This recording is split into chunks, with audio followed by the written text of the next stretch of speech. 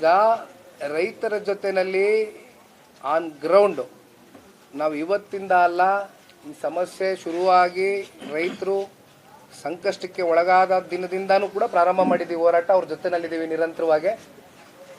ಅಂತಿಮವಾಗಿ ಇದು ಕಾನೂನಿನ ಹೋರಾಟವೇ ಆಗಬೇಕು. ಇಲ್ಲಿ ಜಯ ಸಿಕ್ಕಬೇಕು ರೈತರಿಗೆ ಅಂದರೆ ನ್ಯಾಯಾಂಗದ ಮೂಲಕನೇ ಇವತ್ತು ಜಯ ಸಿಕ್ಕಬೇಕಾಗಿದೆ.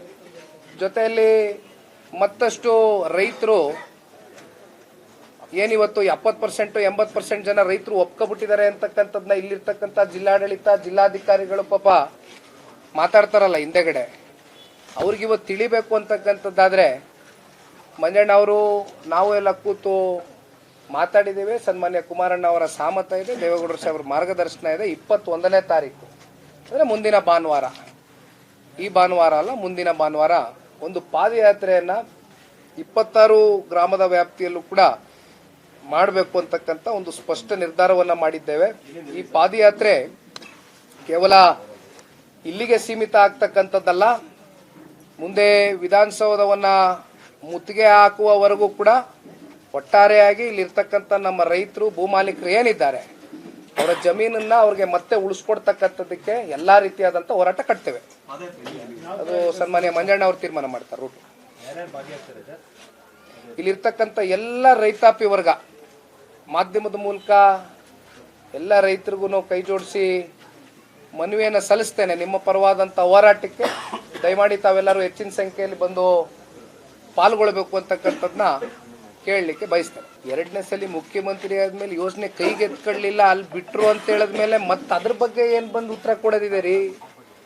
ಏನ್ರಿ ಮಾತಾಡ್ತಾರೆ? ಮತ್ ಮುಖ್ಯಮಂತ್ರಿ ಸ್ಥಾನದಲ್ಲಿ ಕೂತಿದ್ರಲ್ರಿ, 18ರಲ್ಲಿ ಕೂರ್ಸಿದ್ರಲ್ಲಿ ರೀ ನಮ್ಮ ಜಿಲ್ಲೆ ಜನ, ರಾಜ್ಯದ ಜನ. ಮನ್ಸಿದ್ರೆ ಅವತ್ತೇ ಎತ್ಕೊತಾ ಇದ್ರಲ್ರಿ ವಾಪಸ್ಸು. ತಗೊಳಕ್ ಕೇಳಿ ಸರ್ಕಾರಕ್ಕೆ. ಈಗ ಆಯ್ತಪ್ಪ, ಇವರೆಲ್ಲ ರೈತ ಪರವಾದಂತ ಚಿಂತನೆ ಮಾಡ್ತಕ್ಕಂಥವ್ರಲ್ವಾ, ತಗೊಳಕ್ ಕೇಳ್ರಿ ಸರ್ಕಾರಕ್ಕೆ. ತೊಂದರೆ ಏನಾಗಿದೆ ಹೇಳ್ಬಿಡಿ. ಒಲೆ ರೈತರು ನೆಮ್ಮದಿಯಾಗಿ ಬಾಳ್ತಾ ಇಲ್ವಾ? ಏನ್ ತೊಂದರೆ ಏನಾಗದೆ? ಅಲ್ಲಪ್ಪ, ಸ್ಪೆಷಲ್ ಅಗ್ರಿಕಲ್ಚರ್ ಝೋನ್ ಆಗಿ ಮತ್ತೆ ಹಿಂದಿದ್ದಂತ ಮುಖ್ಯಮಂತ್ರಿ ಅಲ್ಲಿ ಚಂದ್ರಪಟ್ಟಣ ಹೋಬಳಿ ಯಾಕೆ ಡಿಕ್ಲೇರ್ ಮಾಡಿದ್ರಿ? ಅದರಿಂದ ಅರ್ಥ ಏನು? ರೈತರು ಕೃಷಿ ಮಾಡಬೇಕು ಅಂತ ತಾನೇ ನೀವು ಡಿಕ್ಲೇರ್ ಮಾಡಿದ್ದು. ಬೇಡಪ್ಪ, ಆಯ್ತು, ನಿಮ್ಗೆ ಅಷ್ಟೆಲ್ಲ ಕಾಳಜಿ ಇದ್ರೆ ಸರ್ಕಾರನೇ ತಾನೇ ಮಾಡಿರೋದು, ವಾಪಸ್ ಹಿಂಪಡ್ಕೊಳ್ಳಿ ನೀವು ರೆಡ್ ಝೋನ್ನ. ಬೇಡ ಅಂತ ಹೇಳಿದವ್ರು ಯಾರು? ಹಿಡ್ಕೊಂಡಿರೋರು ಯಾರು? ಒಂದಷ್ಟು ಹೋರಾಟಗಳು ನಮ್ಮ ಜವಾಬ್ದಾರಿಗಳನ್ನ ಅರ್ಥಕೊಂಡು ಪ್ರತ್ಯೇಕವಾಗಿ ಜನರ ಪರವಾಗಿ ಆಯಾ ಸಂದರ್ಭಕ್ಕೆ ಇಳಿಬೇಕಾಗ್ತದೆ.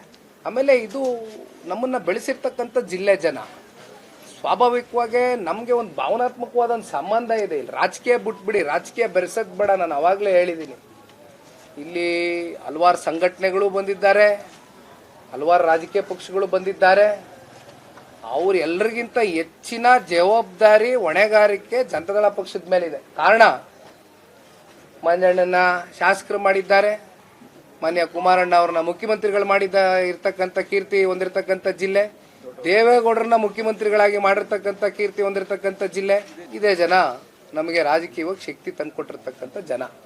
ಹಾಗಾಗಿ ನಮ್ಮ ಜವಾಬ್ದಾರಿ ಜಾಸ್ತಿ ಇದೆ, ಅರ್ತಿದ್ದೇವೆ, ಇಳಿದಿದ್ದೇವೆ.